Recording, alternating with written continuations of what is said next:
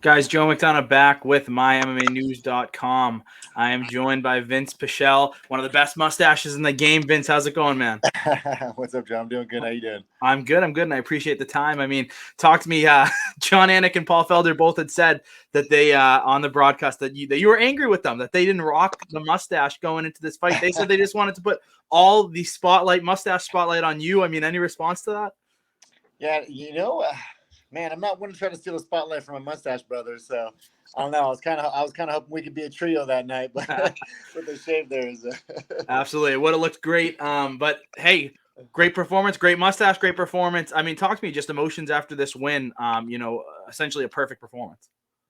Yeah, I feel really good about my performance. I was sharp. I was on. I was present. I was there. I was able to hear my coaches and think things through with them and throughout the fight. So everything worked out really good, and I'm super proud of the performance that me and the team got to display on Saturday. Absolutely. And something that I've heard from multiple fighters, both, Bellator, UFC, and especially as we were more in the pandemic and no fans at all, and you just mentioned it. I mean, are you almost in a way going to miss as we move back towards more fans and maybe fight nights back on the road and everything, being able to hear your corner so vividly? Well, technically, it's it. I mean, you could definitely hear them a lot better when there's no fans, but when there's fans, it doesn't really make too much of a. It doesn't really stifle them too much either. I'm usually able to hear my corners pretty well during the fights. I mean, typically most corners are screaming at you anyway, right from the side, like "Do this, do True. this." You know what I mean? That's very true. So, so it's really not too hard to hear them, but there's nothing like feeling the energy and the roar of the crowd and Mhm. having them, cheer either for you or against you in a fight can honestly make the difference in the fight. I agree. I mean, talk to me about the call out. You called out the greatest fisherman in the game. I mean, why this?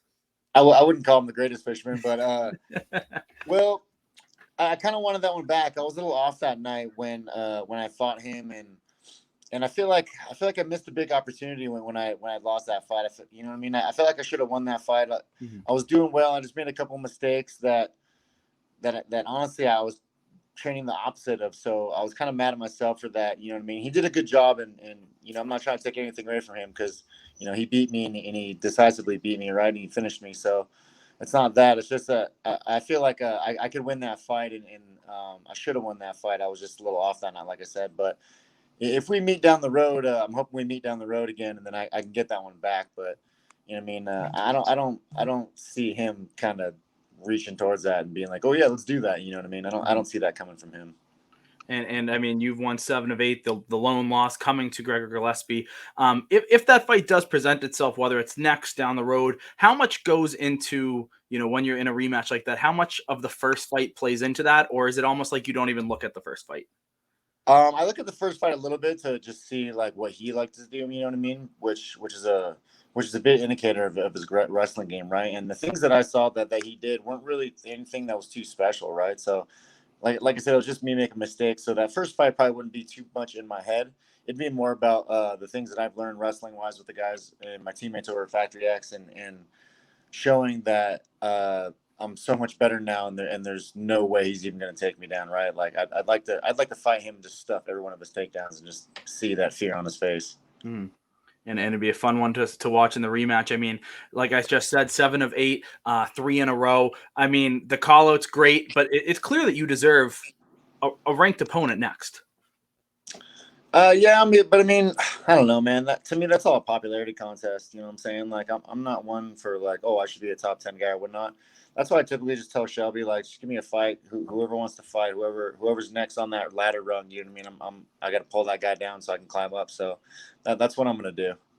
And that must make you a UFC favorite in the sense of matchmaker Sean Shelby. Just he knows he can give you a call. Hey, this person needs a fight. Let's do it. And you're willing to go. Whether it's a killer's row opponent or not.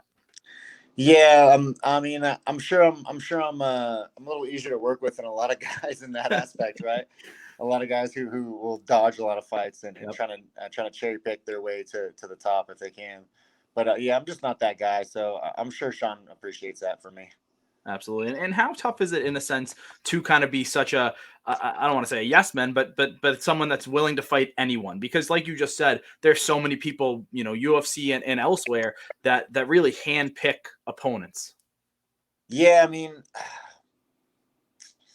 it's a little bit of both, honestly, man. But I don't know. Like, to teach his own, right? So I just do what I do. Mhm. I mean, the logic that's involved in that is kind of, it's good, but it's also bad, right? It could bite you in the ass because you're gonna get tough fights, Yeah. and that could ultimately be the difference in you going climbing up the ranks, or staying where you are and being a, Yeah. you know what I mean, just being like a gatekeeper sort of fighter. So I mean, I don't know. It's just who I am, and I can't not be me. So that's why I'm that way.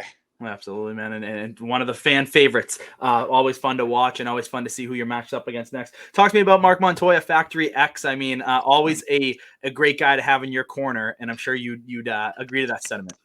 Yes, Mark Montoya is a really awesome coach, amazing human being. I love his dedication to the team, to the guys. I love the work ethic. I love how he holds everyone responsible for everything. Right, like we have like there's just an expectation to be in the gym, right? And I like how he has that for the guys.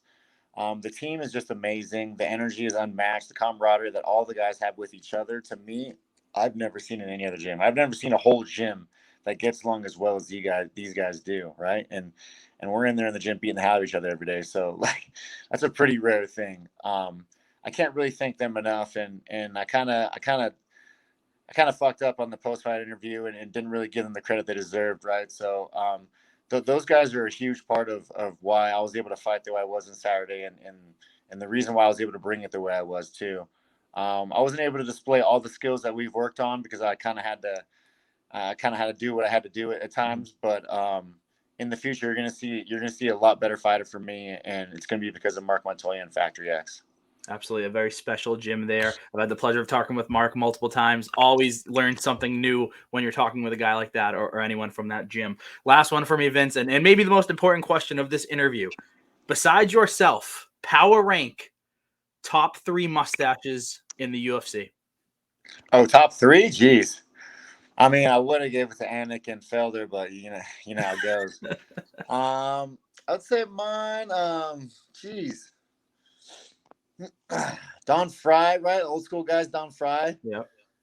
I don't really know. Well, let's see. Zach Cummings had a pretty glorious mustache for a bit. His was pretty dirty for a bit. Yeah. What else am I thinking?